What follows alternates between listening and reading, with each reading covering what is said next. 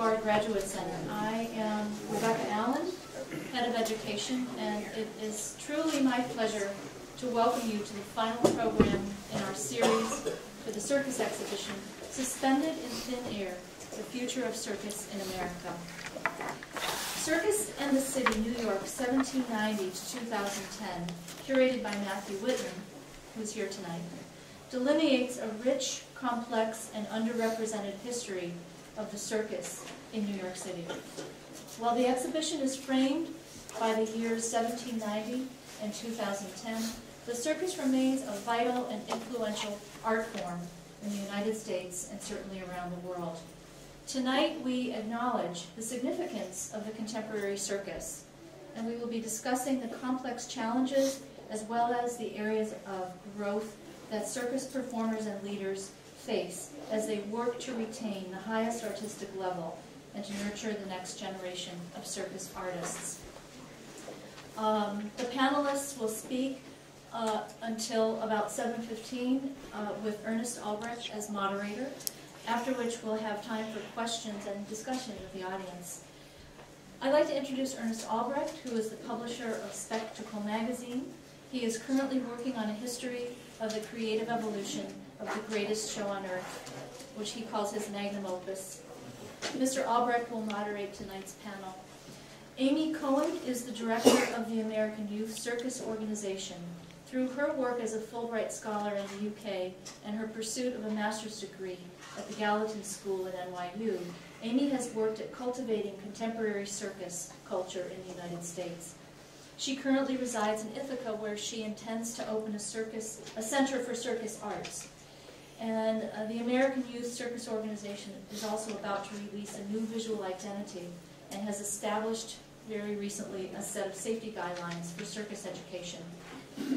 Dominique Jando began his work in the performing arts in his native France when he first stepped into a circus ring as a clown at the legendary Cirque Medrano in Paris. In 1983, he joined the Big Apple Circus and served as its associate artistic director for 19 years.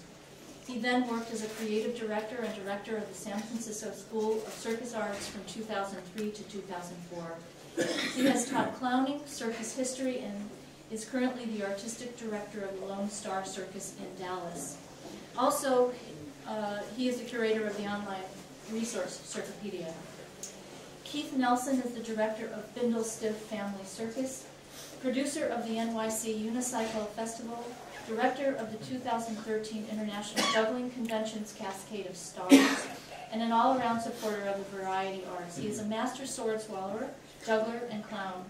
Keith and his partner Stephanie Monceau were a tremendous source of inspiration to us this season in developing our Circus in Wonderland recently, our Family Day program.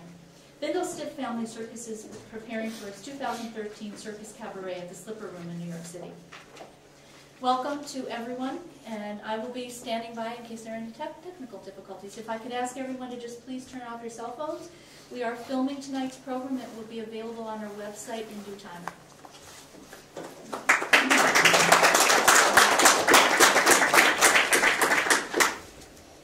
Good evening.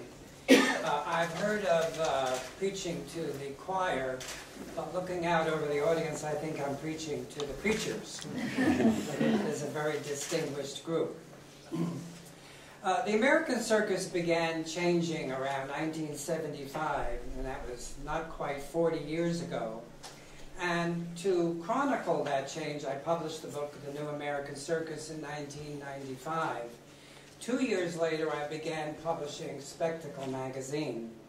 And in the past 15 years, I have seen the changes in the circus that were just remarkable, and in a way that the circus of 1995 hardly seems recognizable anymore.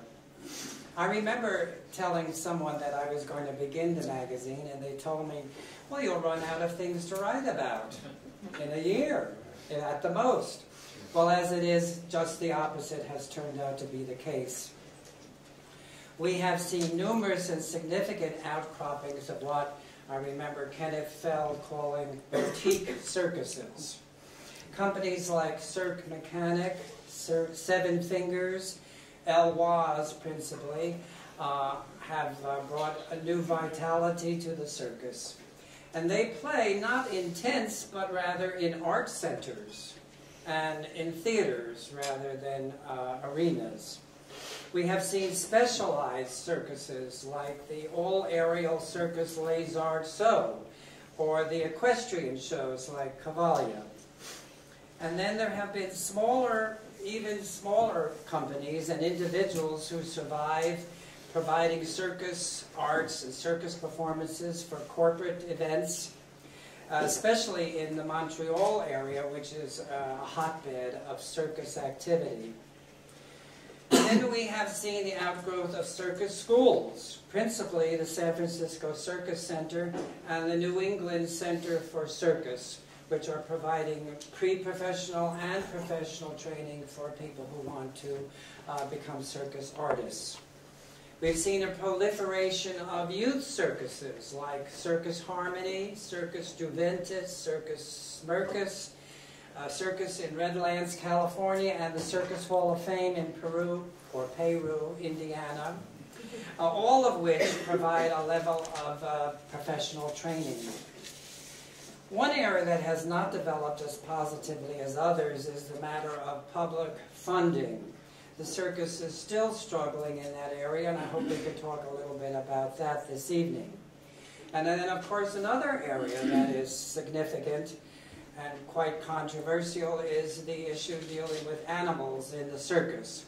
And so we have both circuses with animals and circuses without animals. We have seen circuses come to embrace artists from other areas, like the theater and dance. When it comes to clowning, since the demise of Ringling's Clown College, the whole idea of what a clown looks like and what he does in the ring has changed significantly as well. And along with all this, we've also seen the new circus develop a lengthy list of its own cliches. The obligatory dance sequence that seems to begin every single act. The use of fog in the beginning. Thunder, flashes, and lightning booms. Raggedy-looking costumes and costumes that look like street clothes and otherworldly makeup. So we will attempt to explore some of these issues with our panel tonight. And I'd like to start with asking Dominique Jando, who is from the San Francisco Circus Center. Where do all these artists that are being produced by the circus schools go to ply their new artistry? And how are they influencing the circus of the future? Dominique? Well, it's hard to answer because in general, they go nowhere, which is sometimes a problem. Some of them go somewhere.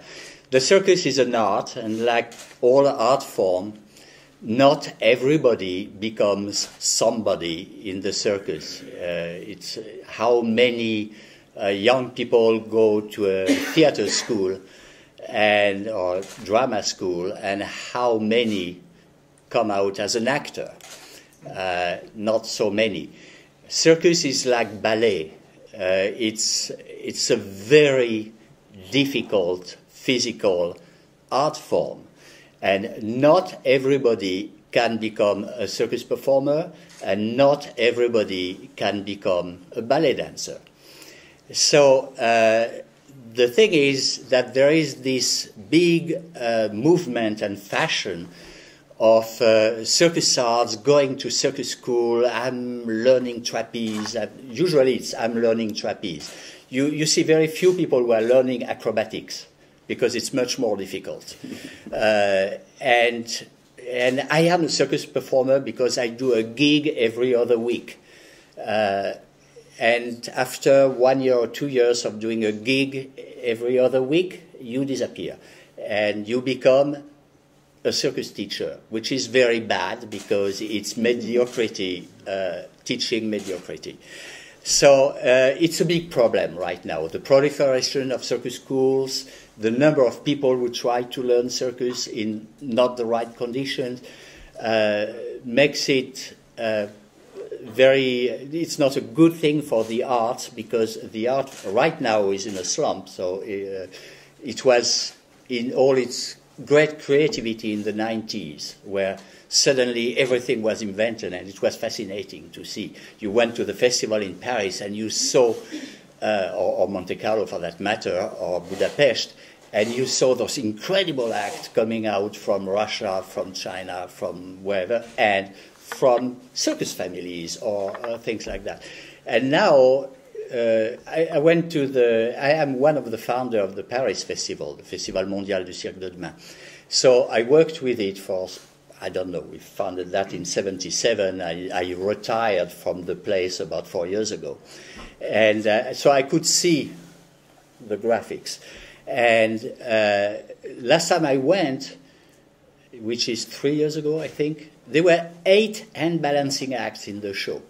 Hand balancing or hand-to-hand in acrobatics. So it was, for a festival like Paris, it was 6 too many. There is other thing in the circus that hand balancing. It just happened that there are good hand balancing teachers in some of the school right now, and that's it. So it's a little of a problem, because you don't have the creativity which is going to bring those performers to the major show, which are not here, they are in Europe. And there you need to be at some level if you want to work.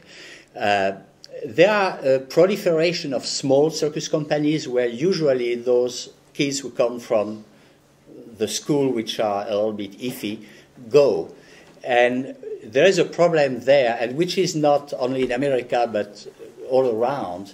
It's the fact that circus schools have been taken over a lot by theater people, and we can speak of that a bit later about the problem between theater and circus. So the people who are there, the thing they have to do when they are in circus school is create their company. They are going to have their small company. So in essence, they never leave the school. They were at the school, they know each other, and they create the little circus company with the people with whom they were at the school. And the company works more or less well, and they go bankrupt around 3 years after or something like that. And then they have not met anybody, and in show business, not only in circus, in show business in general, you work because you know people. And you have to meet people, you have to see people, you have to be known in the business.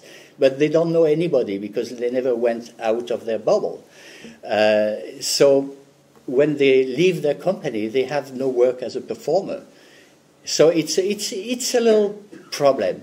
But some of the great creative acts actually come from circus schools. But it depends when and from where and who were the teachers. So it's, you know, circus schools is a double thing. In circus families who have taken a lot from the new circus, old circus families, they have understood a lot of things when the new circus movement came in force. And they started understanding that they had to change their way. The tradition was nice, but to some extent it was a little bit repetitive. And they started being creative. And if you go in Europe, the circus family is actually the one who have understood that and are still there, are thriving. And so, you know, there is not only one way, but where do they go after circus school? Some do a little company, some actually are good and go and work somewhere, and most of them disappear from the landscape pretty quickly. But that's the nature of the art. We don't get to see too many of these acts in the United States. The really good ones are snapped up by Cirque du Soleil rather quickly. Many of the others play the variety arts theaters in Europe, and or form their own companies, as Jean was talking about. And these companies are usually funded by the French government. So no, not the German company are not funded by the French. Well, let me ask something of Keith now. Keith, as you have been told, is the producer of the Bindlestiff Family Circus, which I think we could say is a small independent company. And so I wonder, what are the problems that you face in trying to survive and particularly to grow and thrive?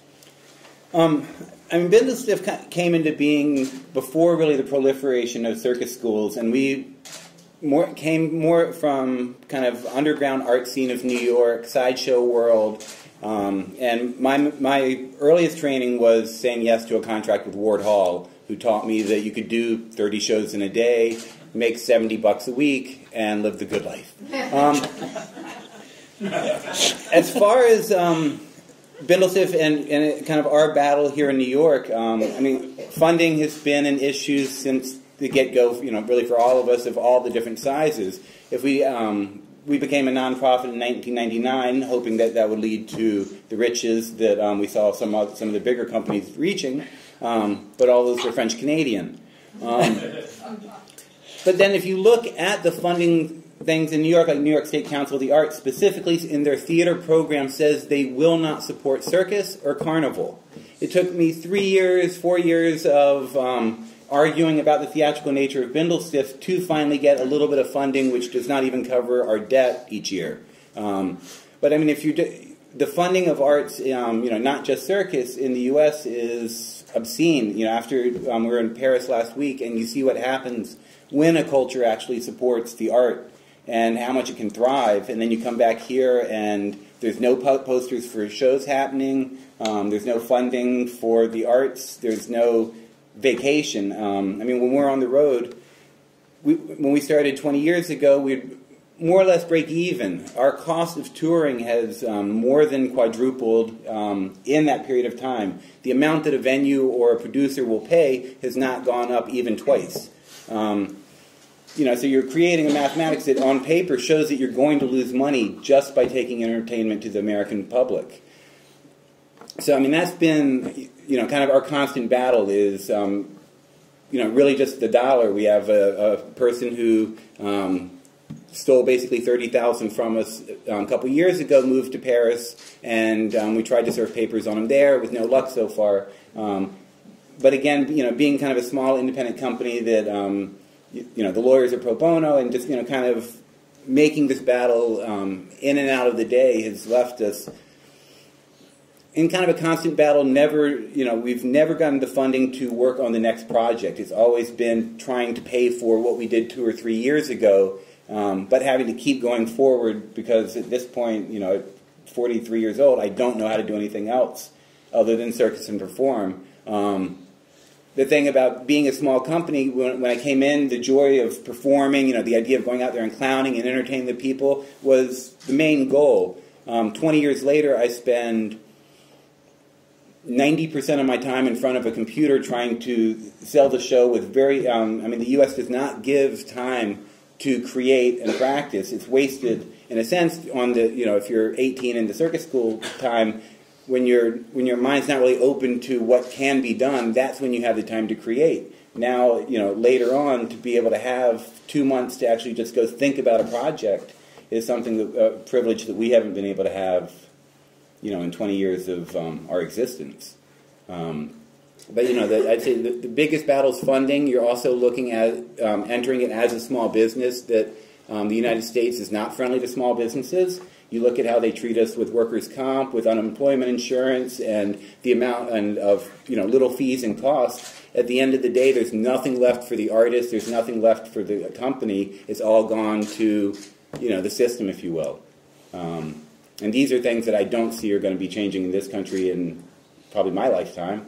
And yet you persevere. I think America needs live entertainment and variety arts in a way that they have never before. But I think it's I think what we do is important to humanity. If I can add something on this problem and the need for live entertainment, circus is hot in young population and thing. It's the hot thing but nothing is done really for it. It's very strange. It's still not recognized. It's still rogue and vagabonds and people, gypsies. I mean, I think we deal with a situation here in the U.S. where circus has been put into a thing. It's entertainment for kids. Yeah. It's not an art form. And until we can really change that whole perception, which I think the French Canadians have helped, but they've also taken circus out of being popular entertainment to something that only the wealthy can experience. So, there's a need to, I think, show that it's for adults and to keep it at a budget where anybody can go be entertained. I mean, we've created a sense in this country where art and entertainment, for the most part, is not affordable to a family of four. I think the American Youth Circus has been helpful in raising the reputation of the circus, wouldn't you say, Amy?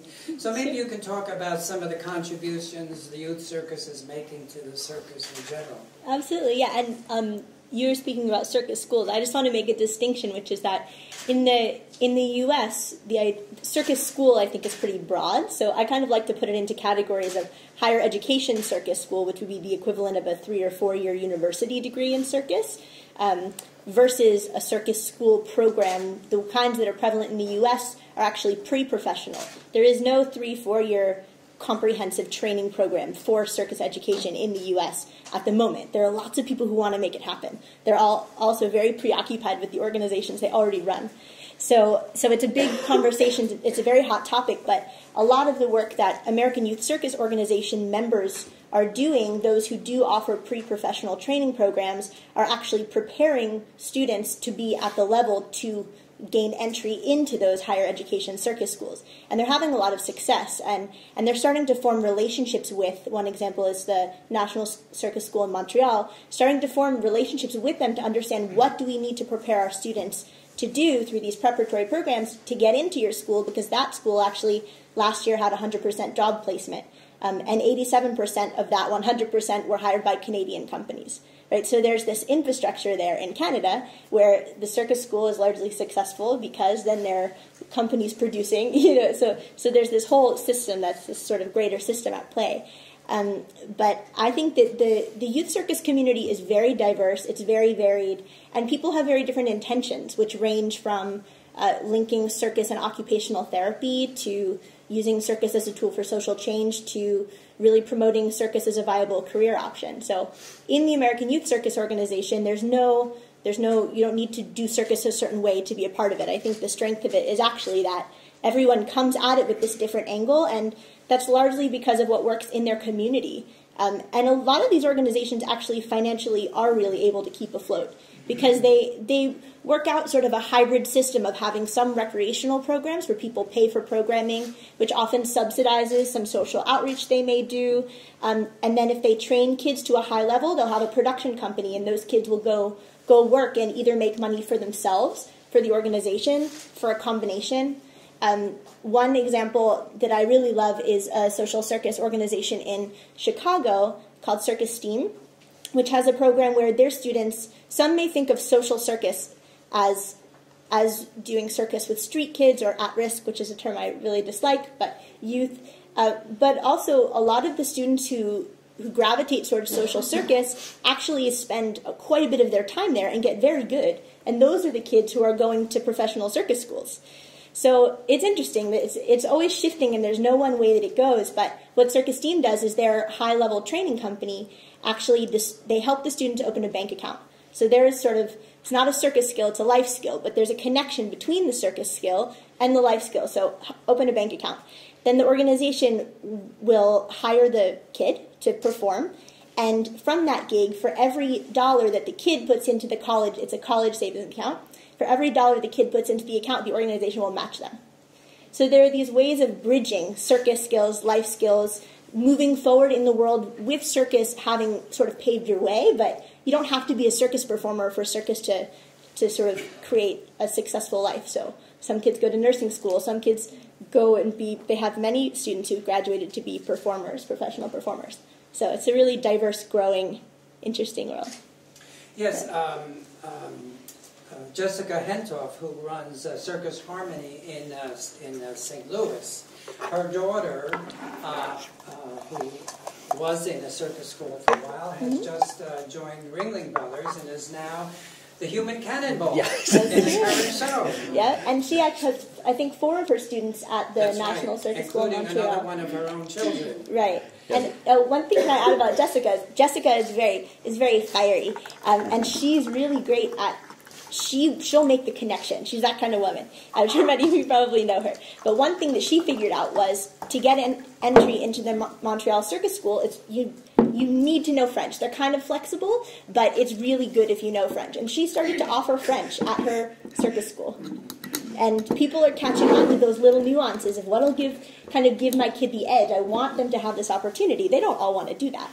But these little things of checking in and forming the relationship. It's pretty useful to know French for Montreal because they teach in French. Yeah. So if you don't speak the language, Of course. But they have French. They do have French there for students who aren't Well, French the director speakers. of the school told me that if you're going to be a circus artist, you're going to be traveling all around the world, and you ought to learn French. Yes. Among But other and languages. for And American Russian. students, And Russian. yeah, German is very useful these days. yes. It's where you find Another work. success story coming out of the youth circus is Bello Knock was coaching at Circus Juventus in Minneapolis, and he was so impressed with one of the kids in that show that I was also very impressed with, and he took him under his wing and took him as an assistant and took him on his world tour as an apprentice. So there was another one, and the people from the Circus Circus have told me they feel like they should be getting a commission from the Canadian school because Yes. they now send so many of their students there. Well, we've identified a lot of problems that are facing the circus, the American circus in the future, and yet it does seem to be thriving. There does seem to be a lot of activity, a lot of things going on. So I wonder if any of the panel can offer suggestions as to how come, what's happening, despite all these problems, that is moving the circus forward. I don't know, I take the mic because I decide to do so. Don't mind too. No, as I said, the circus is hot. And, my wife she was a circus performer, and she's Russian, so she was pretty good circus performer. and she was, actually. She's a sort of legend name in the circus world. So I'm in contact with young people who want to learn circus constantly through my wife's students and my students when I teach them to. It's something that it's an art form which is very appealing for some reason to young people. They don't always realize how hard it is to really do something in this thing, but they want to do it, and it's not difficult to get students, actually. It's very easy. And on the other hand, we are in this. There have never been so many young people who try circus arts right now, who try to learn, who had those dreams of being in Cirque du Soleil, which doesn't pay that much, and there are plenty of other places, if you are really good, where you will be paid a lot better. And now, actually, it's not totally true what I'm saying, because Cirque du Soleil is beginning to look at really big names for their program, because they discovered that those people know what they are doing and they waste less time trying to train them. So it's changing there too, the scene. But it's curious to see this difference between the number of people who try to do circus, how fashionable it is in a certain stratum of youth, and how at the same time it's not moving right now. It's really stagnant. It's moving theatrically, but it's not moving in terms of circus, of the circus performance itself. It's why there is so many questions about the future and everything, because it's really there. And when it's the Cirque du Soleil thing was very important, because if you are old enough, as me, to remember the Cirque du Soleil at the beginning, it was fantastic. It was so full of energy. It was so much fun. It was those young people who tried to reinvent the world, who were not reinventing anything, but they brought a spirit, they brought new images. They had no preconceived idea of what to do. Now Cirque du Soleil is stuck in its mold. And so they brought some fresh air, and everybody was looking at that Cirque du Soleil. It's got all those young people, and it's where to go. It's that the circus, Some said it's no animal, which is a bit of shit, because actually the first Cirque du Soleil was designed with a ring entrance which was high enough to let elephants passing. And Guy Laliberté, the founder of Cirque du Soleil, is a big horse enthusiast, but they just didn't have the money for the animals, so it became a no-animal circus. And they played that after that very well. So that was the moment, the decisive moment. But when Cirque du Soleil arrived on the scene, it was already thriving. The Moscow Circus School and the Russian circus had never been so good at the time. The Chinese were coming up, getting out of their tradition. You had those circus schools being invented in Montreal, in Paris. The Eastern country were already there for a long time. So there was this movement, and it took on, and it took off. And after that, everybody was trying to do circus. But there were too many people in the kitchen. And so nothing really moved. Nothing was really reinvented. I must say that in Russia, that everybody puts aside because now it's all Montreal and Cirque du Soleil. In Russia, they have not lost their teaching tradition. And now they are actually sweeping the circus world a lot in Moscow.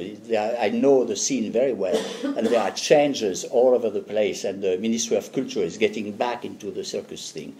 But they have this way of teaching they never lost, which was to take those fabulous Russian circus stars and ask them to pass their knowledge and tradition to the next generation.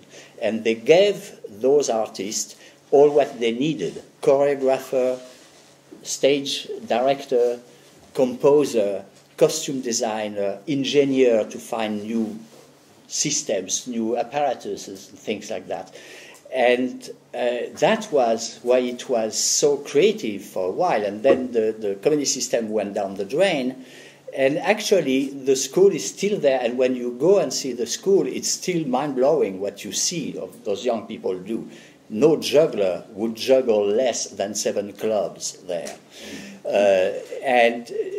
But, of course, they don't have the money to really... now I hope it's going to change. But it was an example that Cirque du Soleil took. Cirque du Soleil took the example of the Russian circus, as many others did. Alexei Gruz did. It was Paul Binder did with the Big Apple Circus. It was because it was so great in the 70s, 80s, and the 19th exploded. It was wonderful. And now it's this big example is not there anymore. So it's why it's a little bit, it's a strange thing. Artistically, it's not that good right now, and at the same time, there is all this young population who want to be in circus and do something. So it's very curious. So do you see something positive coming out of all of this? Yeah, because, it goes down and it goes up. So there are so many people who are interested in it that at some point it has to explode again. It cannot stay like this forever. It has always been like that. The circus was so great between wars, for instance. After the wars, it just exploded and then wow! And then came the new circus movement thing. It went up again.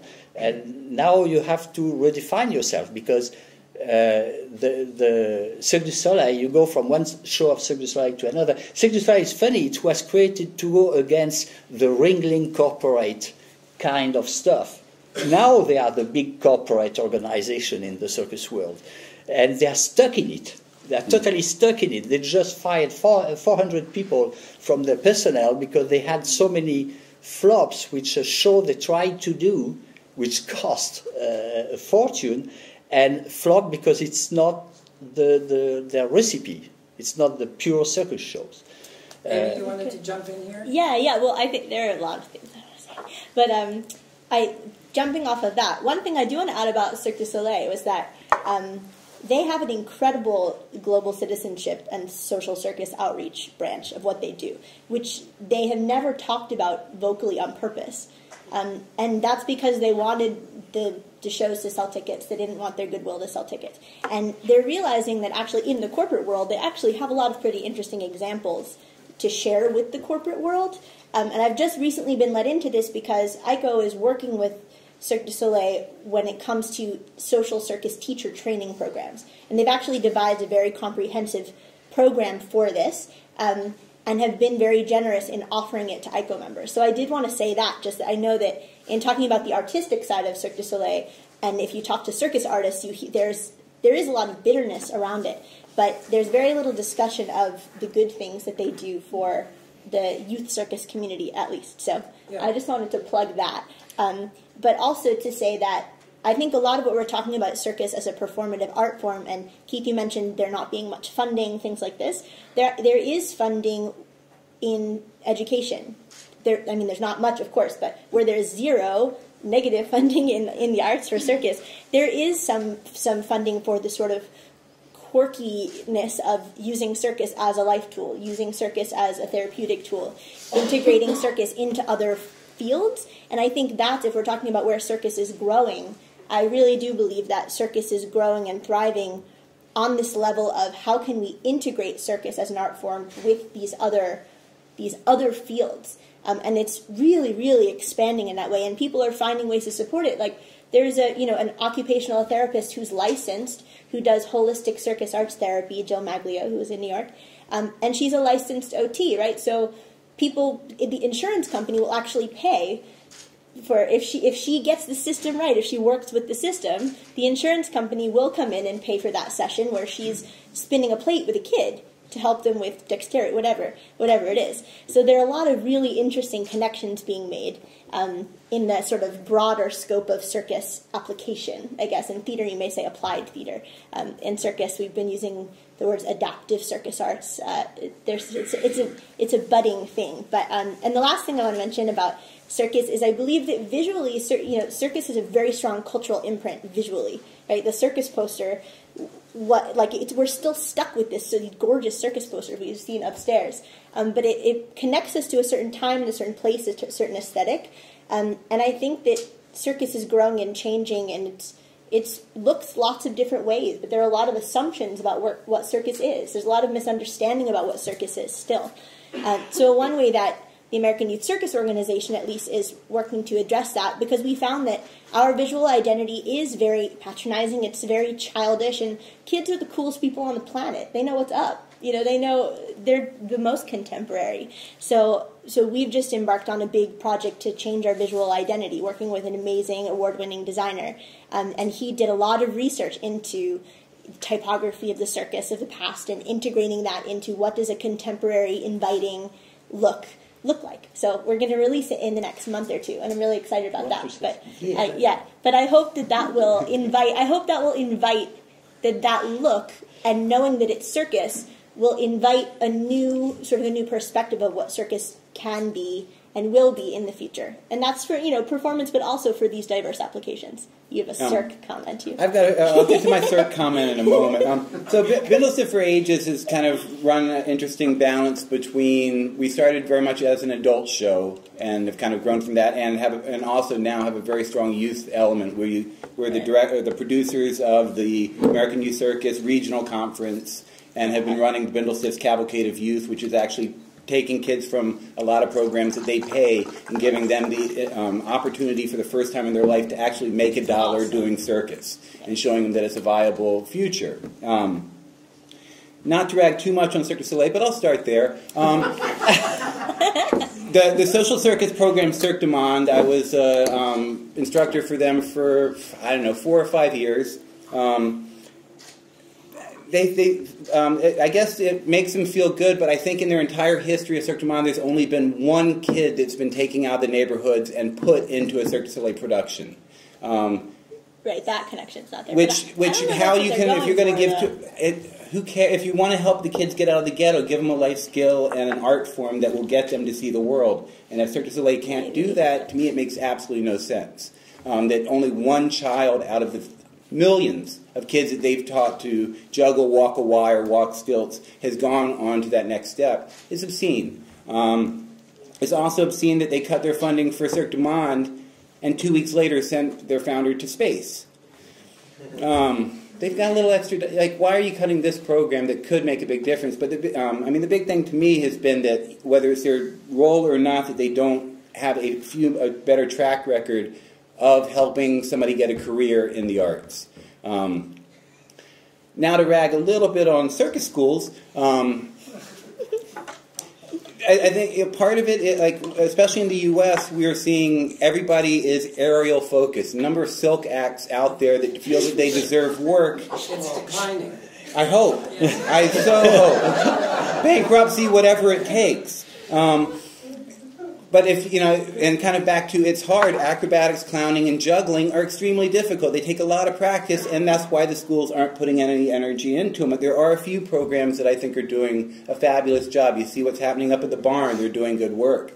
But there's so much of circus now that is about somebody feeling good about climbing up a rope or silks and not about the rest of it, which then jumps into kind of one of the other things that I've had issues with the conservancy programs in circus. You get somebody who's graduated that now feels that they deserve a job because they have gone through training. First of all, I think that's an issue, that you have somebody that feels that their past of just training is why they deserve the job. Secondly, we now have these performers that may have a fabulous 7 minutes. With the, there's 23 some other hours of a day that they are completely useless on a circus lot. The only youth program that I have found that is turning out kids that will help out, will put up a tent, will know how to get out of the way of a forklift is Circus Circus. Every other program is creating prima donnas that can only work for a French-Canadian system that's based in theaters or tents, treating it like a theater.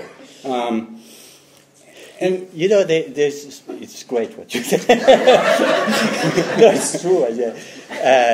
The question of training. Okay, my wife is called Elena Panova. She is the woman who invented all the swinging trapeze act you can see with people doing twists and things. She was the first one. She originated it. You can ask any great trapeze teacher, like Victor Fomin was her teacher in Russia, and they discovered the technique together. And so she's not nobody. She's, and she has been performing for 20 years in the greatest circus in the world. And when she came to when she retired, she decided to teach. And she went in San Francisco to at Circus Center, and she started, teaching trapeze. And after a while, it's trapeze on anything you hang from somewhere because it's what she knows. But she's a graduate of the Moscow Circus School. She can juggle 5 clubs. She can walk on a wire. She can do handstand. She can do handsprings. And she just specializes in aerial. That's all. But she can do things. And she had those students who were hanging there, didn't have the shape to do it or whatever, and they didn't have strength, they didn't have flexibility. And she said, what I'm doing here, I'm just teaching to people who will never be able to work really professionally in something that makes sense in terms of making a living. And it's why she started a program when, okay, you want to do trapeze? Fine. You have 4 hours of acro a week. You have 2 hours of ballet a week, and real ballet, not dance. Ballet, bar, thing, stature, position, posture. You have, okay, that's the thing. You have a little bit of circus history. I started taking my videos and things. If you want to see some, you can go to circopedia.org. I started taking my videos showing the students and showing real acts and real thing. People who really do stuff. And all those people, of course, have a full training. And they were all, I mean, that's, wow! I saw the funniest thing I did is to show a DVD of Circus Roncalli, who is a very good circus in Germany, which is very, very famous. And they have all those retrospective kind of thing. It's a sort of circus of the 19th century. But they hire good acts. Not the best in the world, but very good acts, like the Big Apple Circus here. And those people who go to circus school, they have never seen a circus show, actually, besides Cirque du Soleil. And I was showing this show, which was a full season show of Roncalli on tour. And someone one of the kids came to me after that and said, "What was that? It was a special event or something?" No, it's their show. But it's incredible. Yeah, that's circus, guys. You know, it's not just hanging to a tissue. It's circus is something different. And so, where was there? I don't know. But so the thing for my wife, who came from this kind of training, was, you know, if you want to train as an artist, train, and it hurts. And she's a bitch with the students. You know, she has no pity. She's like those, you know, Russian dance ballet teacher. You know, you will never be good. You're not good. Look at your feet. You cannot do anything. Go away. She doesn't speak like this because she's small and very soft, but the meaning is there. And that circus training, and when we speak of, it's great actually that circus gets into the social fabric, the general social fabric, because for many, for 2 centuries, it was really put out of the social fabric. So that's a great thing, but the art form itself, it's something else. And now that it is in the social fabrics, let's push the art form. Let's make juggler who can juggle. Let's make trapezist who can do trapeze.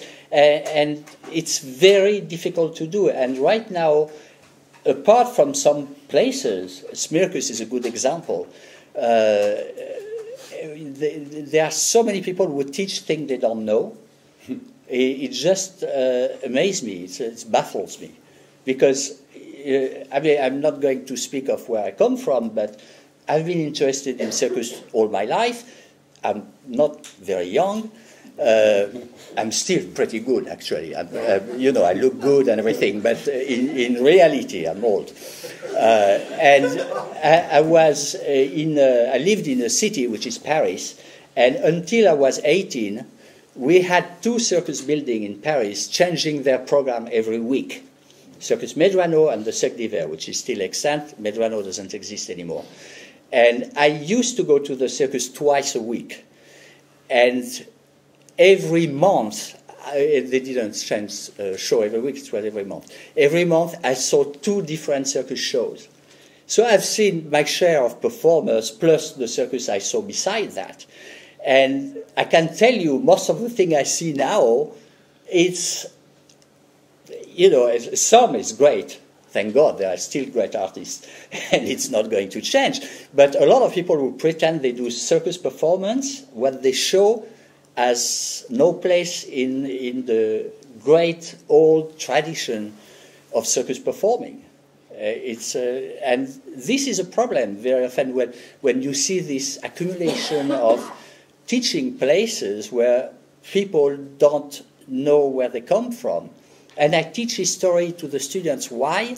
Because if you don't know where your art form comes from, if you don't know what happened before you want to do something artistically, you cannot do anything because you don't reinvent the wheel. And if you want to invent something, be sure that it was not invented before you. So, you know. kind of looking at, I don't know, the mediocrity and the lack of an understanding of history that you're seeing of students and the current slew of performers. I was doing a thing here, and there's a whole number of other circus performers here. The Felds were here. It was a big opening event. And except for 2 or 3 of us that were working, nobody else knew who the Felds were. Which is fine. Which is like, but, I mean, it was insane. And then, I mean, we're, like, just a lack of understanding of history and the time, as you were saying about watching the videos. I mean, if anybody ever has an opportunity to sit down with Dominique and watch VCR tape after VCR tape, you're going to leave with so much knowledge. Spending time with Hovey, you get to feel the history, know the history. But now you're, like, so many people are getting what they know about circus arts from YouTube, which I think is destroying a lot of it. And by that I mean you're getting, like in Diablo, Chinese yo-yo, what's being done on a technical level now far exceeds what the prop could do 15 years ago. But all the kids are watching it on a YouTube screen, and they're doing their act for a YouTube screen, and they're all right here in a little bitty box and not worrying about the audience at all. So you have these folks who have phenomenal skill, but no understanding about show. And you know, I can name a lot of names of people that have mediocre skill but know how to do show. Yeah. There's too many cameras in here to, and some. Yeah, but circus is a hybrid of art and sport, right? So this is the thing that's beautiful about circus, is this hybrid. But it also means you can go to one end of the spectrum or another. You can be all sport, you can be all art, you can lose some sport, you can lose some art. And it's also where I think just the discussion of the mediocrity, I think a lot of that is about timing, because there was this surge of places to train in circus, and a lot of the people who gravitated towards that were actually not young people who are going to grow up with a foundation and build a foundation of the myriad of disciplines and an acrobatic core and all of that stuff. They're people who enter into it late and sort of have this false idea of being a circus performer. But what we're just finding now is this first generation of kids who actually grew up in the youth circus since they were 6 or 7, have been in youth circus multiple times a week for their whole life. Maybe have if you were to parallel it with being in a circus family, which you can't, it's not the same thing. You tapped in, right, but you did grow up with it. And I think that there is a different sort of sense of rooting in the disciplines and in the history for this new generation that's coming through youth circus than maybe the folks who are saying right now. Does that make sense? I don't know, maybe it doesn't make sense. No, it does. But I think there is a difference of, it's just now, because in the past, I think it's, in the past 10 years, to get the percentages right, I want to say 90% of the youth circuses in America have come in the past 30 years, and of that, a large percentage in the past 10 years. Yeah. And the projection is like every year there will be 10 more programs.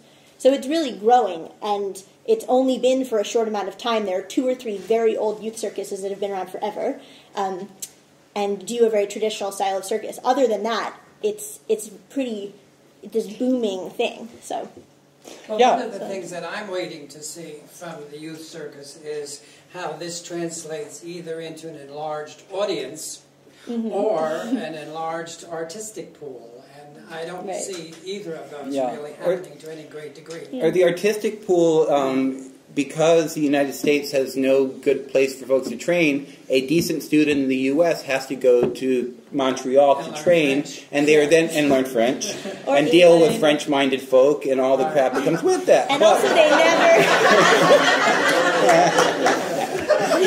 They also did. Except you. You're from California, I thought. But also the reality is that a lot of the people who are leaders in the international circus scene are from the U.S. and left the U.S. and never came back. And it's like Gypsy Snyder. Gypsy Snyder, yeah, the woman who runs the World Circus Federation. That's true, and there is something there which is also relatively important.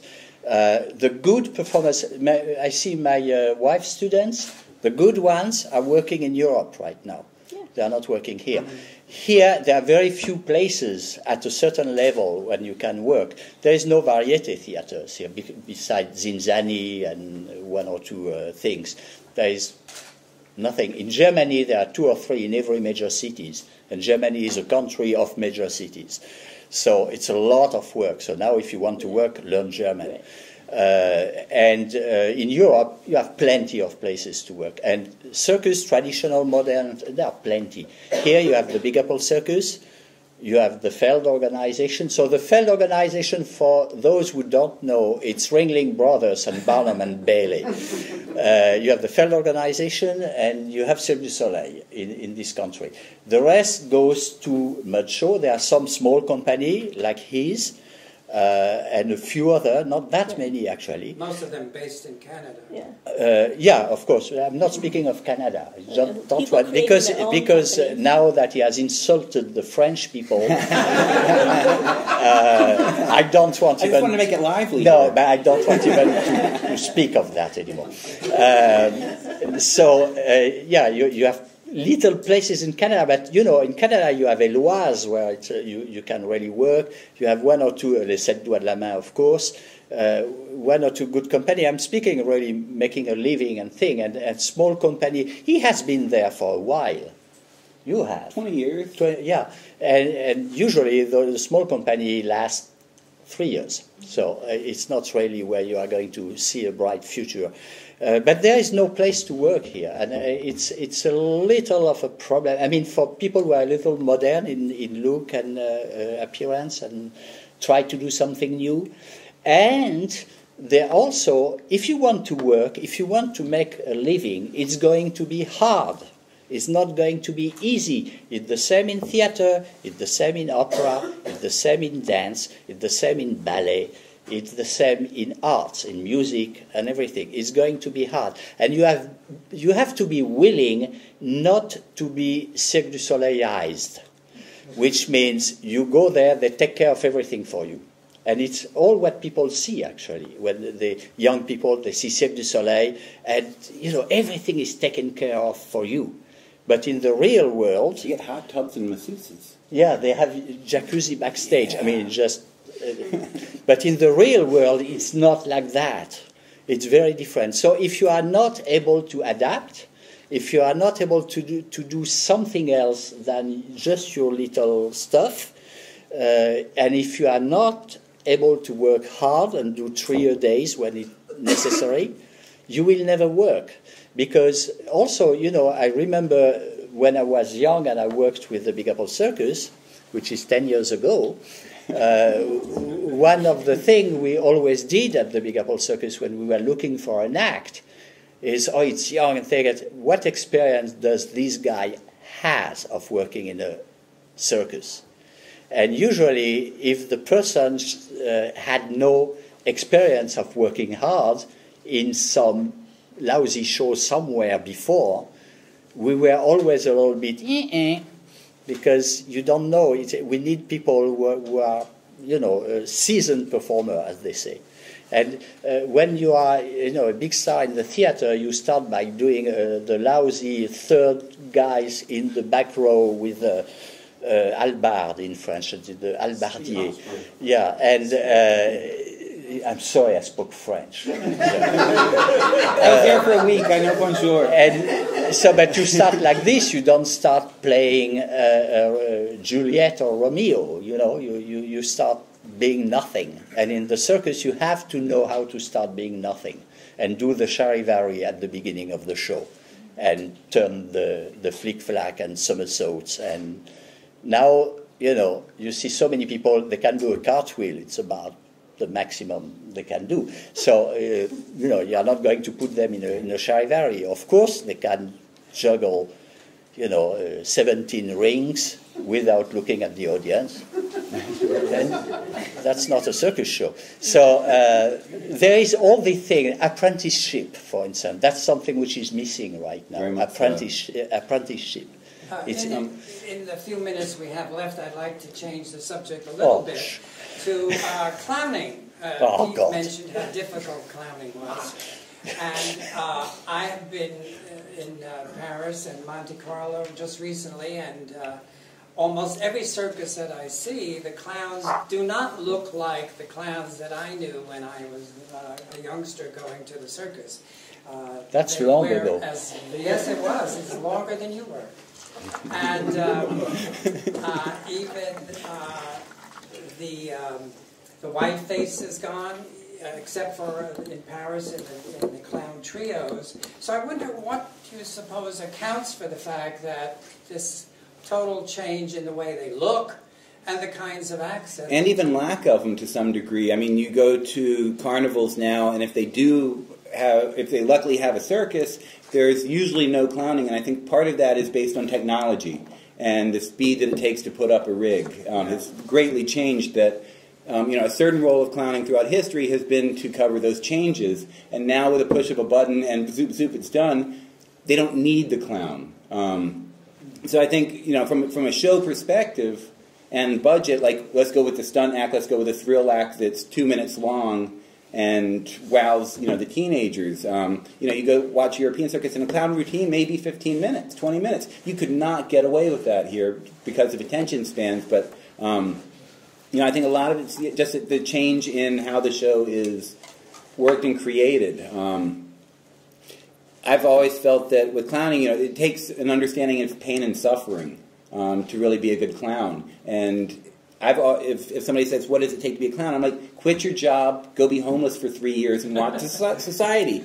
If you survive that period, you're probably going to come out with some decent material. If you want to go pay a lot of money and be stuck in a workshop the whole time, you're going to be able to do stuff that only makes your workshop buddies laugh. Right. With all these schools, there are not enough opportunities for somebody to learn. Circus training, I think, works best when you're on the ring or on the stage and dying. It takes going out there and being willing to suck 100 times before that moment may work. And there's no school that can offer that opportunity. For me, it was saying yes to Ward Hall and a couple other, total mud show environments that you now get an opportunity to go do multiple shows every day. Why did I suck 10 minutes ago? What can I do now? And until we can create opportunities where people can go and work their ass off day in, day out, and try with reactions, because especially with clowning, and you see this if you ever go see a dress rehearsal, the clown goes out there and just stands and is like, okay, I'll stand here for 4 minutes, because if there's no audience, they don't have anything to work with. And, the clown is breaking that fourth wall. They're that connection to what's going to happen. And I think between the technology and basically there's just no place for a clown to really train. Yeah, it works. It's totally true what you said, but of course, for me, I have a European background, so it has always been a little bit different, and the makeup and everything. The makeup, for instance, in America, comes from the 3-ring format and the gigantic circuses, where it was necessary, and because the clowns couldn't do much, they just came up, do one side gag and disappear. So you needed to be broad and sitting very far away, enormous. Yeah, and if you were on the 20,000 spectator at the end of the tent, it was hard. Whereas in Europe, you worked mostly in circus building in the golden era, and you had good acoustics and everything, so clowning could develop. There is also a change in the image of clowning thanks to guys like David Shiner or something like that, who brought something more adult and more theatrical in clowning, which is also close to the European clowning in a way. So there's a change of taste, let's say, from the audience, who is coming to accept a little bit more clowning being something different from Bozo the Clown or Ronald McDonald, with a little bit, because the real clowning, it's something which is, for me, a clown, I was a clown like him, but we went to rehab and we are fine. Don't worry too much. But the clown is a naked actor. It's an actor who play with himself or herself, something which is really personal, and without a text written, without anybody to direct you, without anything, and you have to play the stupidity of humankind yourself in front of the world. And actually you just brandish a mirror to your audience. And it's very difficult to be stupid in front of a crowd and to do it from inside and not just with a big thing, being lost. So it's a very difficult thing. There have never been that many great clowns. It's hard. You die more than... I mean, when I was a clown, it took us, with my partner, 3 years not to die each time we came out in front of an audience. 3 years to learn. And you cannot learn in a school. I taught, as you say, I taught clowning in San Francisco. And after, the kids were there for 1 year and say, oh, now I would like to go to this school or this workshop. Or wherever. Say, no, now you go in front of an audience and you learn. Because you have not learned that much here. If you think you have, it's a big mistake. So it's and the format is changing, the way of clowning is changing. Shiner and Billy Irwin have brought a lot to the clowning in America. So it's why it's changing. Think, if you look at the humor of the Fratellini in 1925, and they were gigantic stars, sometimes you say, well, thank God they don't do that anymore. And, it's the humor is changing. I would just say on the not the professional level, but on the more grassroots level of youth circus, where I see clowning really budding is amongst more community circuses rather than recreational circus programs where you go take a class. I don't know of many circus schools that have much success offering a clowning class. They may do something like a workshop, like has been referenced, but most of, when we have youth showcases, we do a big biennial festival every 2 years where the kids go away from their YouTube and get in the room, and it's magic. And usually the clowns that surface among those kids are the ones who come from what I would call a community circus, where it's less structured, it's more from the kids. They often have a lot more performance opportunity. It's often multi-generational, so it's a bit more organic, and they're creating a lot of their own work. And that's where I see a lot of young budding clowns coming rather than from a really structured youth circus. Also, one thing on the clowning that I think we're now experiencing, it's been 10 years since Clown College closed, give or take. Right. Not saying that everybody that came out of Clown College was a decent clown. A lot of birthday party clowns out there because of it. But if you actually look at the track road of who they've created and what's coming out of 16 years? 16 years since Clown College. That out of that, they came out with an understanding of a number of props, a bit of the history, the roles of different clowns, so they at least entered the ring, and if they got a contract, they now had the opportunity to go straight from a learning period into 3-pack days, and that worked. And from that, if you look around the entertainment world of who's funny, you'll see Clown College being on a lot of those resumes. And now we're kind of watching that death knell of nobody's been being well trained. And also Clown College, the guys who are teaching, with people like Lou Jacobs or Otto Gribling, and people who, it's what I said, passing your knowledge.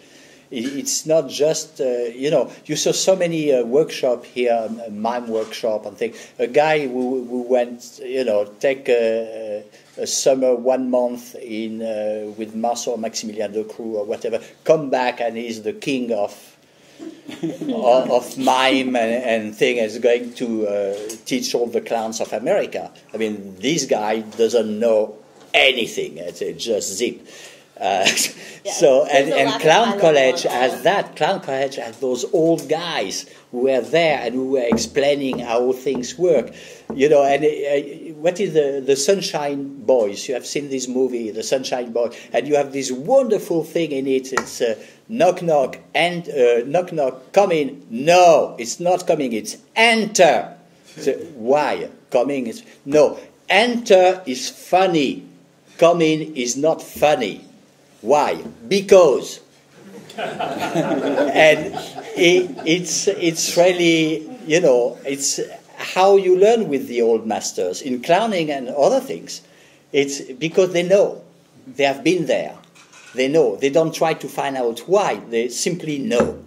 And when you went to clown college and you learned with those guys, they knew. And now, who is passing the knowledge? It's always a problem, the passing your knowledge, not small knowledge. People who have this big knowledge. Who are they? Where are they? And where can they pass their knowledge? Okay, I think maybe we could open the floor to questions at this point. Any? Yes? I do. I come from the world of theater, and I was hired at Big Apple, and I think I was their first non-circus performer, and I sat there and I said, look, I don't know circus, I know theater. And I got hired anyway, more than once. So we haven't talked about leadership and the creative vision and where every ship has a captain and it cannot navigate its course without that. So talk about that. Peter Gelb, for whatever you think of this man, has done phenomenally well at revitalizing the Metropolitan Opera through major resources. Obviously they have lots of money there. But he's taken risks. And he's invited theater artists and performance artists and choreographers who don't do opera. Why is the circus, and listen, Cirque did it, now as Dominique said, they're stuck. But where's the vision going? You talked about theater versus circus. Creative vision I heard come up. You've talked about acts. What about vision? Did you want to jump in on that? What? Here's a gentleman who had his hand raised. No, I was just... Oh, okay. Oh, right. Well, I Speak think louder, there is Jonathan. a Does that good question deal. make any sense? There is Yeah. a good deal of what you're talking about already in the theater, or rather in the circus. In Cirque du Soleil's current production, A la Amaluma, it was directed by a woman who directed Porgy and Bess and Hair on Broadway. And she is now going to be directing the revival of Pippin on Broadway. And Gypsy Snyder from the Circus is going to be collaborating and bringing the circus arts into that particular production. And Ringling has constantly brought people from Disney and other areas of television and film work into their production. So I think there is a lot of that creative juices being applied to many of the circuses. Not always so much in some of the smaller ones, but certainly in the Cirque Elwaz that I mentioned, and Seven Fingers, and even Circus Smirkus, a youth circus here in America certainly has brought in all those elements that you were talking about of creative leadership. There is an interesting element in your question. It's the question of artistic vision, that comes in a lot of places in the circus. The circus itself, the performance, and even the artistic vision of your teacher. If you are in a school, if a teacher without artistic vision, but it's always the same thing. There's a part of knowledge you have to have before you make an artistic vision. But for instance, if you take the Big Apple Circus, why was it a success in America? And you have to get back when it was created. Because Paul Binder, who is the founder of the Big Apple Circus, he was crazy in many ways, but he understood circus and he understood theater. He understood both.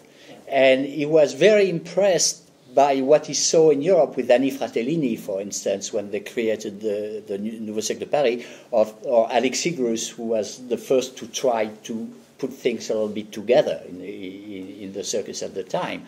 And so he created his own vision from that. And of course, when you create a circus show, it's not only, okay, I put this act before this one, which is part of the job, but you have to know what you are doing. And there are so many circuses where people do circus for some reason, which is unknown to me.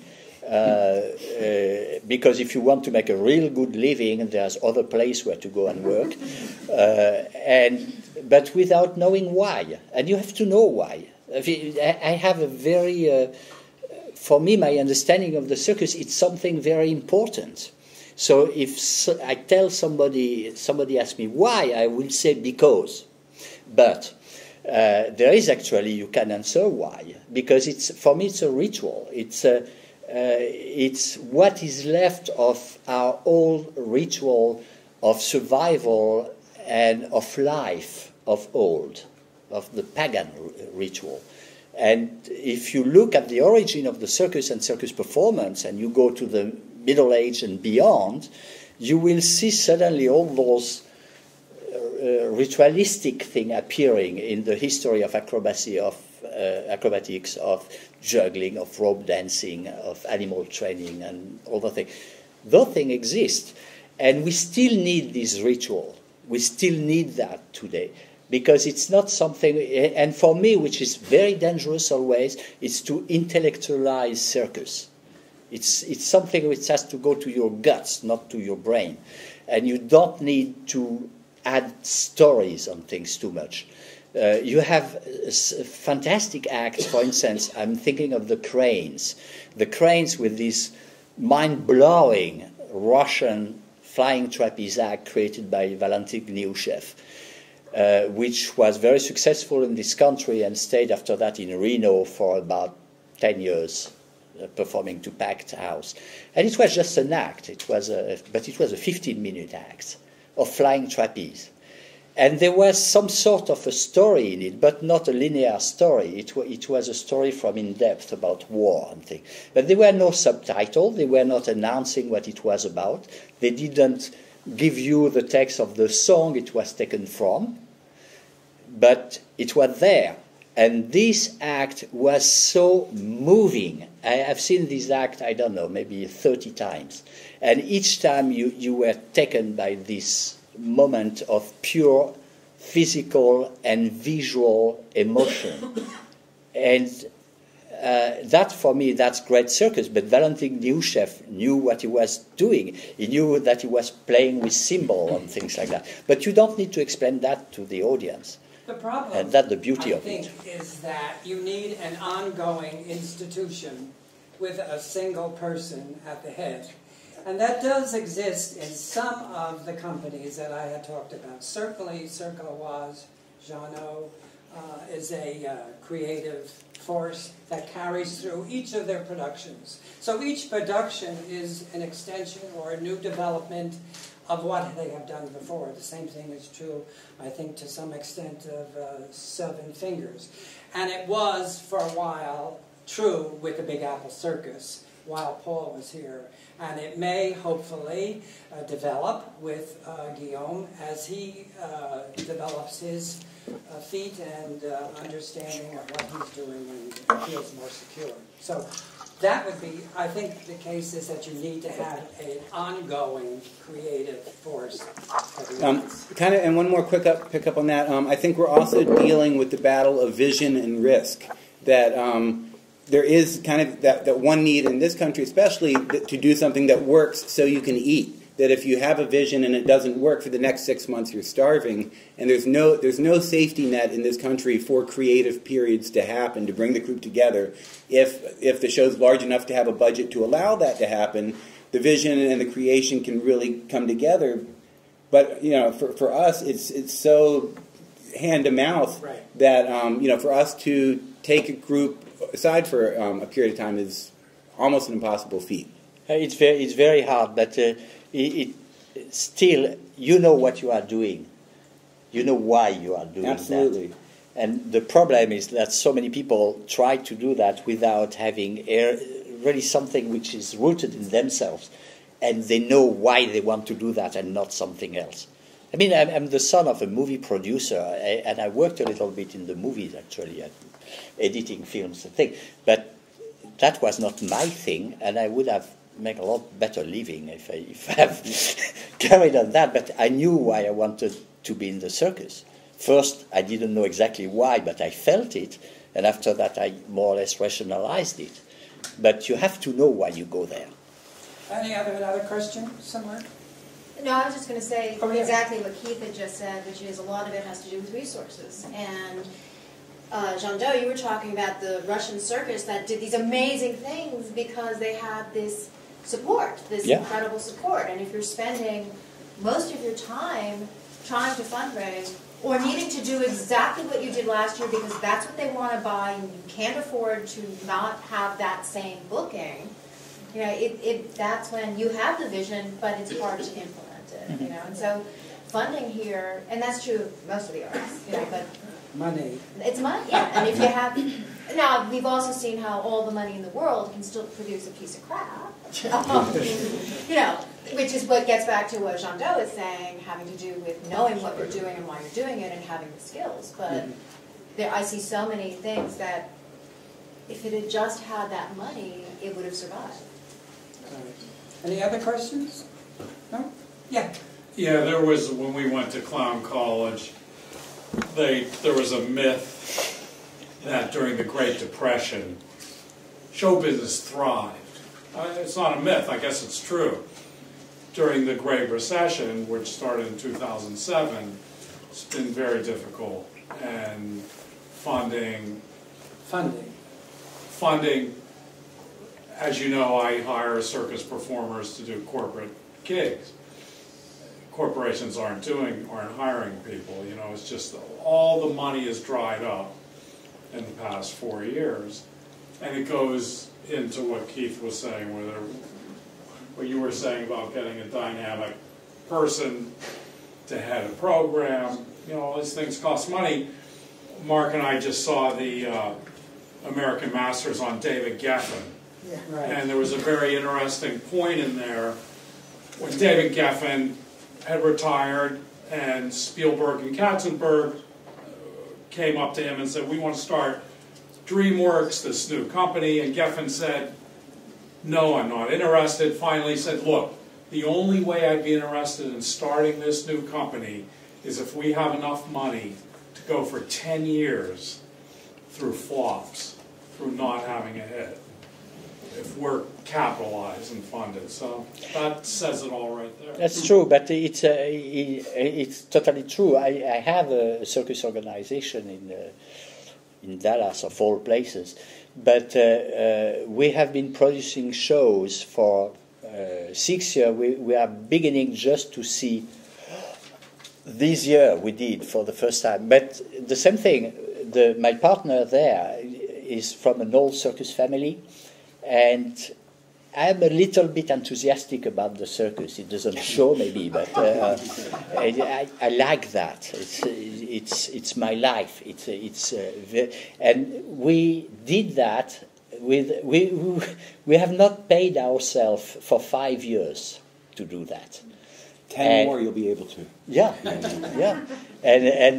But you know, this year for the first time we saw the step, and we don't regret the 5 years we have do that because we know why we do that. It's always the same thing, but it's very hard, of course. You know, you just if you want to make a good living, go somewhere else. Yeah, but that's the problem in many arts organizations, right? If you have a really passionate, fiery leader who's willing to work for nothing, and what happens when their reign is done? That those aren't shoes you can fill. It's not, if you don't have a position, you know, it's difficult. Like, for instance, my job with the American Youth Circus Organization, the organization was all volunteer for 10, 11 years, and just a year and a half ago, a fundraising campaign was done to raise money to hire someone part-time. Right, and that's me. So the intention of that position, though, is that if I were to, it's an absolute labor of love for me, but if for some reason I had to leave that job, someone else would want it, you know, and they'd be able to step into it, and I'd be able to guide them in that transition, and hopefully they'd have the same passion for it that I do.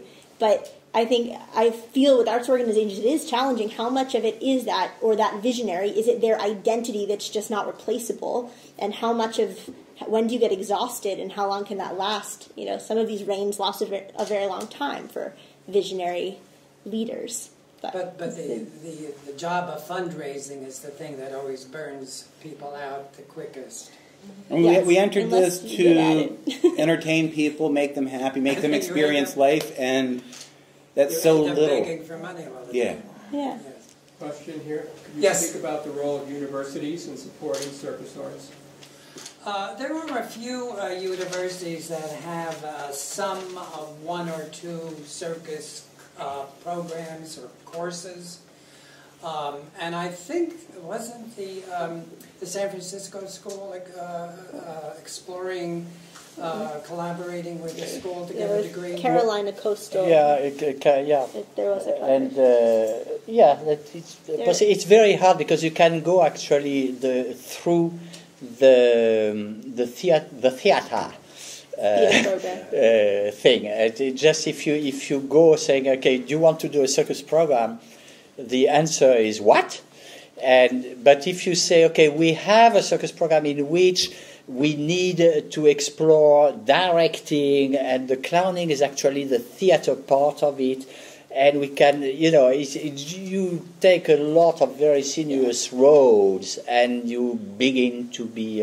And you're no longer doing what you you do something totally different But at the there end. are lots of different ways that colleges are involved with circus. There are about 25 recreational circus clubs in colleges, and those are growing. When I went to college, I started one. A lot of kids who grow up in youth circus go to college and start a circus club, and they keep going. And some people from those who find those clubs because they just want community or fitness or creative expression or whatever, go on to pursue careers in circus, maybe not as a performer because they found it when they were 19, but maybe... Here in New York City? There is one at NYU that was started last year. It's called Violet Circus Arts. And I believe anyone in the community can go hang out with them. NYU's been teaching circus arts for a very long time, is my With understanding. Hobby was the first to do that.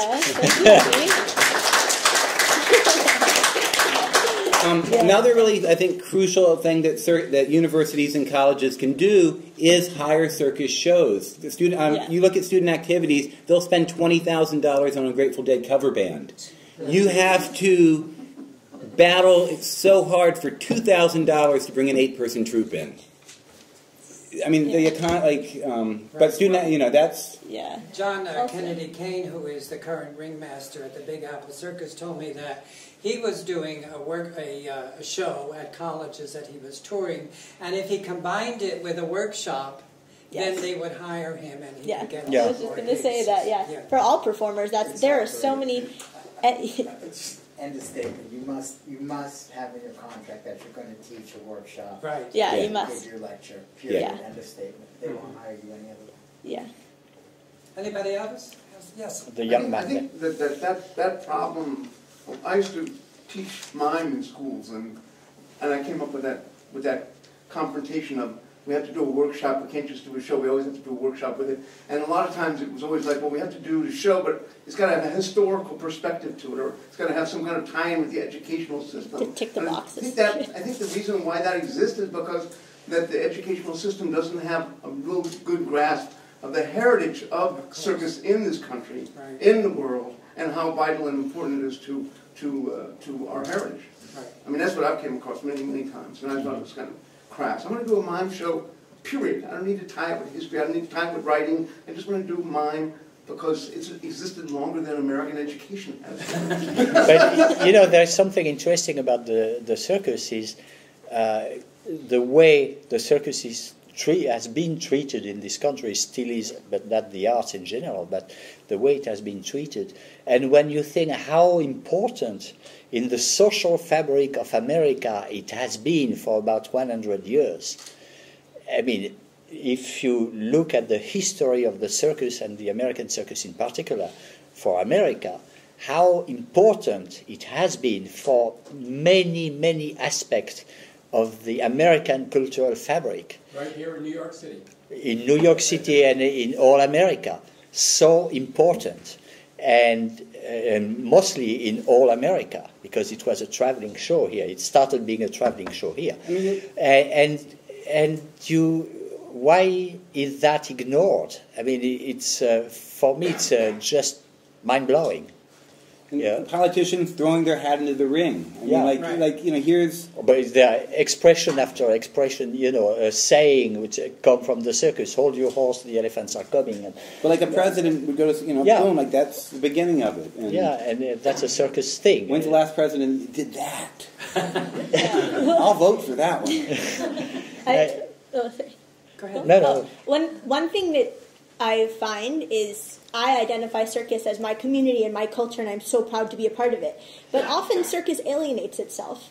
And I think there's a lot of pride in circus being different and circus being other. And I sometimes define circus as a gathering of the others. You know, it's just a place where everyone's welcome. Take everything that's different, throw it in the ring, and you're all a part of something.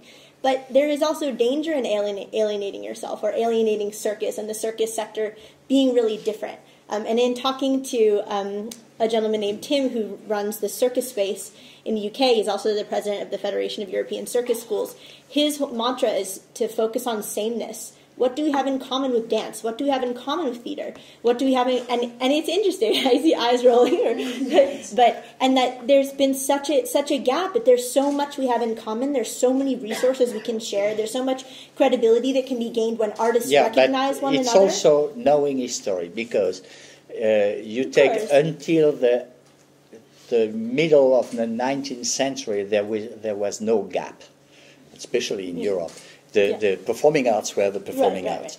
And right now. It started under the Victorian era to started just pushing things apart. But the otherness is not the otherness of the circus, it's the otherness of performing art in general.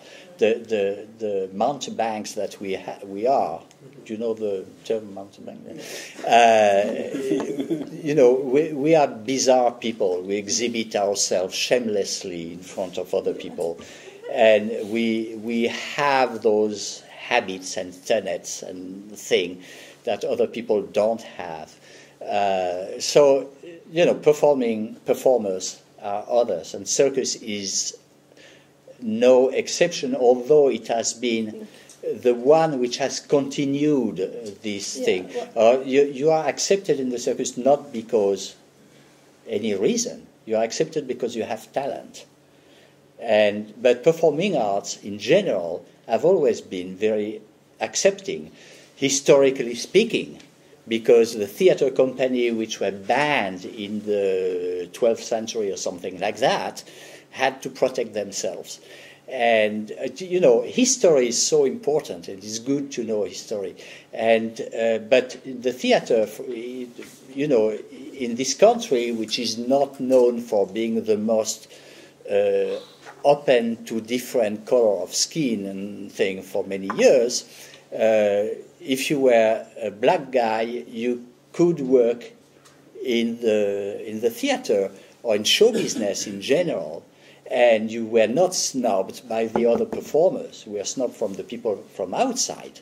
But that was a place you could thrive, actually. And there are stories of great black performers in America long before Sammy Davis Jr. and things like that, from stars of the Ziegfeld Folly in the 20s and 10s and 20s. So it has always been what the show business is, and circus is the one which has always kept that, because it has never been associated with some social snobism. I mean, the people of the circus. So they never had problem to try to distinguish themselves.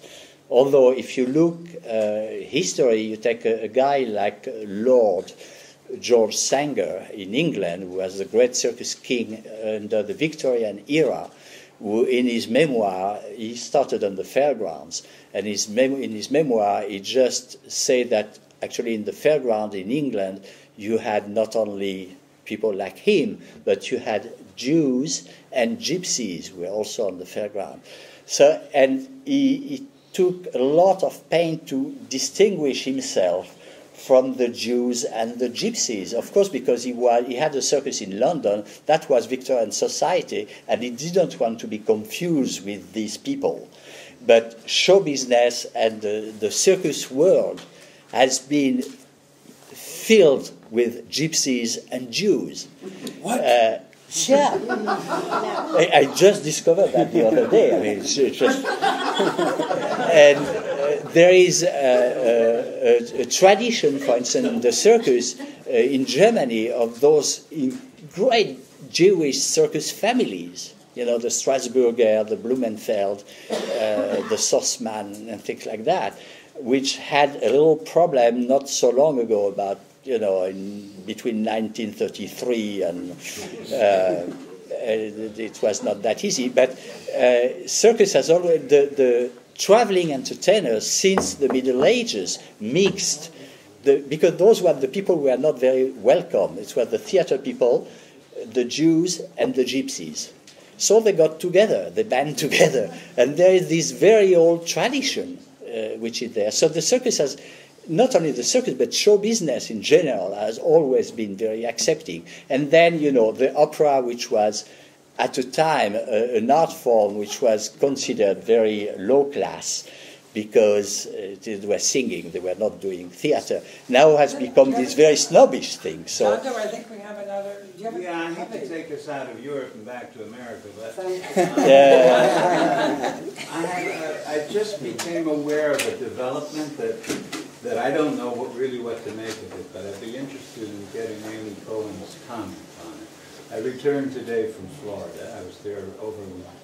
And I went to the Circus Sarasota in Sarasota.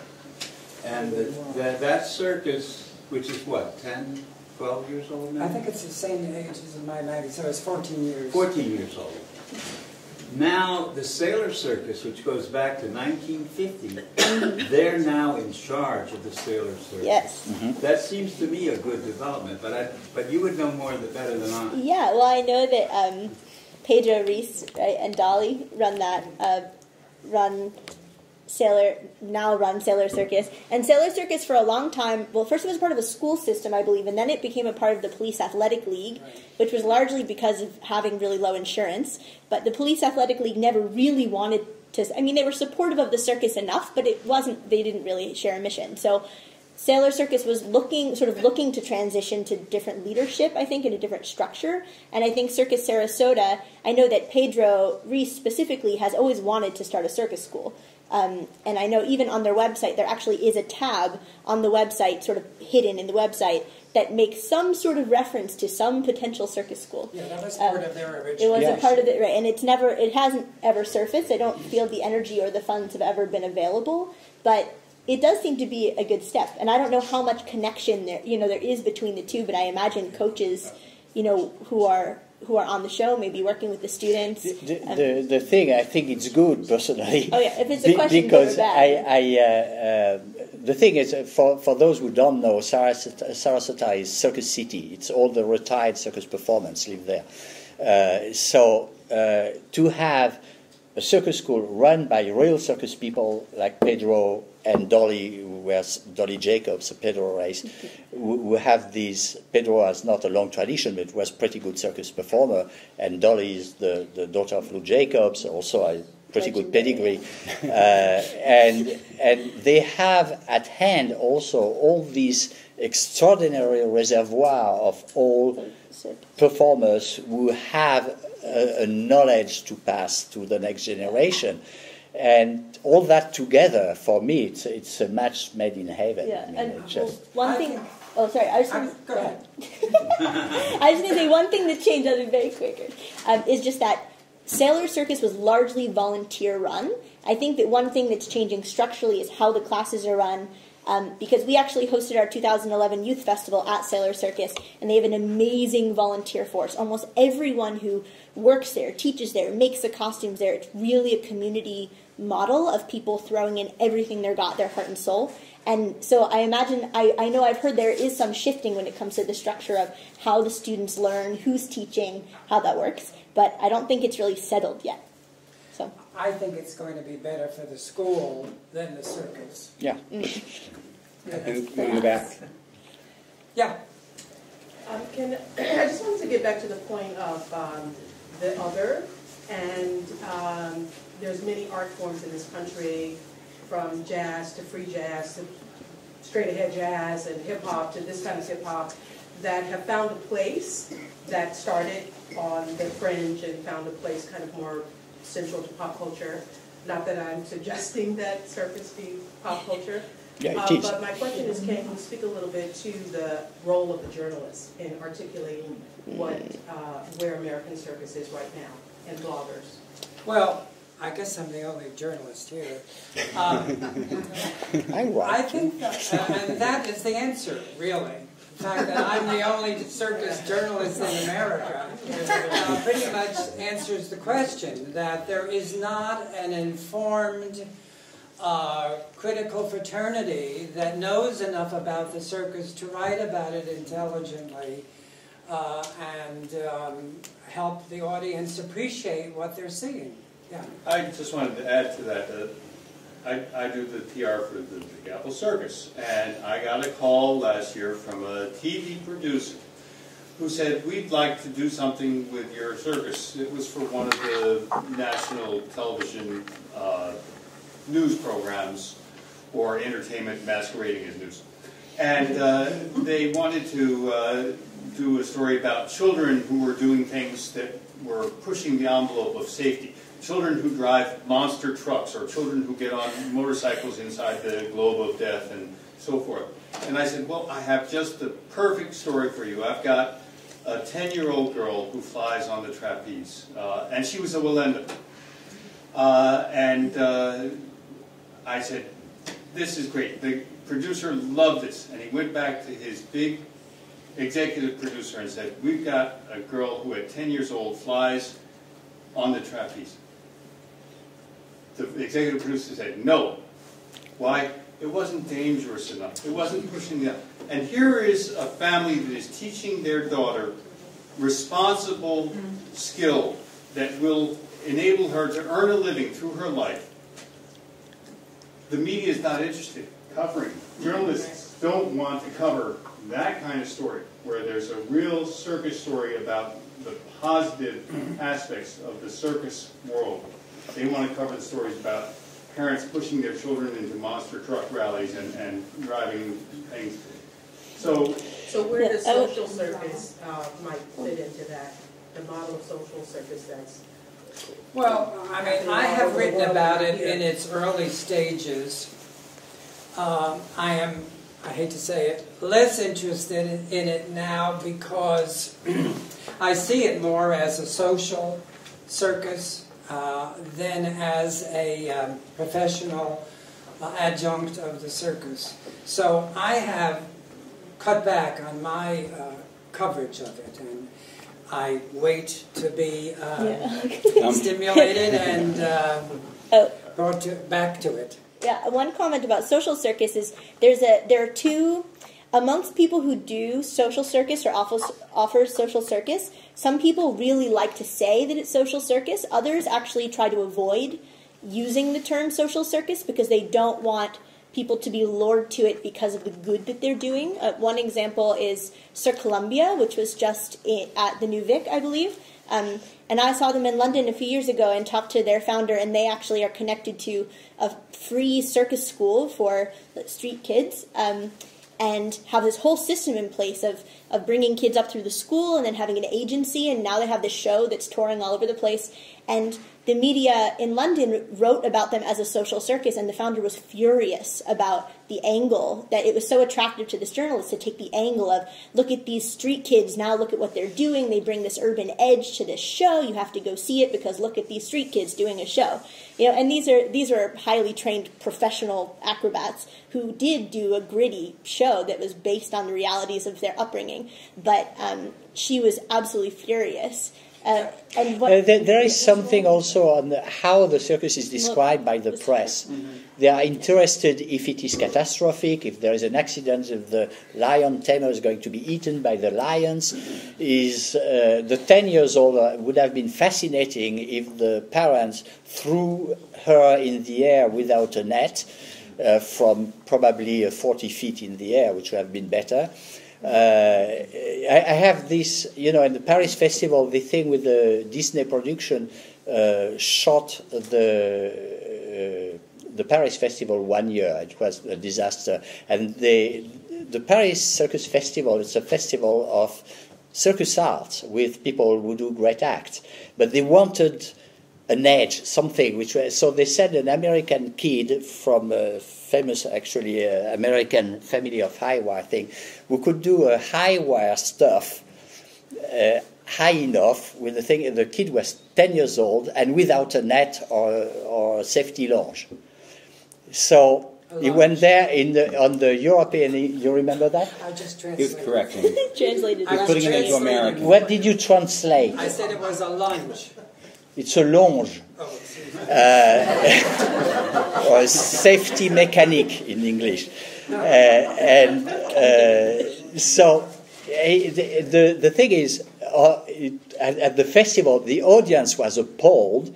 The jury nixed the kid, and he had nothing, and just the Walt Disney Prize. But that was a TV company who did what they thought circus was all about. And it's not about that. It's not about putting a kid at risk. And there is this vision of human cannonball and about that's all about circus. And it's very hard. There was a guy who was good here in New York, was Clive Barnes. Clive Barnes understood circus. He liked it. But it's all part of the thing that the circus is, okay, it's carnival. It's carnival and circus is the same thing. And so I'm a theater critic. I don't do it. And at the Big Apple Circus, we had, for instance, for the New York Times, when we wanted to have Frank Rich, they always sent us the second violin, who was, I don't remember his name, who's not at the Times anymore now.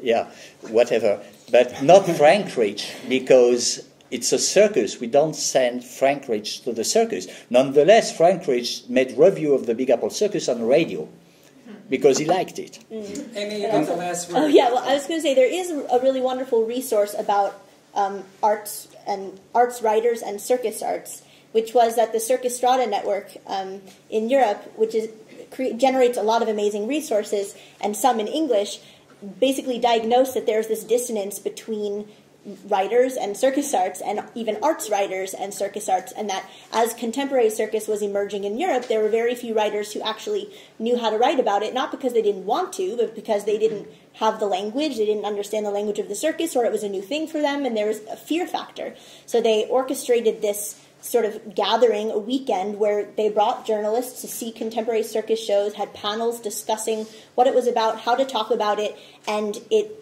in the end generated some documents about it, but it's an ongoing conversation, this arts writers and circus arts collaboration through the Circus Strada network. So it is a conversation that's happening, especially where there is funding and a lot of contemporary circus happening at the international level, that arts writers want to be and need to be clued in to talking about circus. Okay. Well, thank you all very much. We're going to adjourn now, I believe, with some refreshments. And thank you all very much for being here. You were very good. Good game.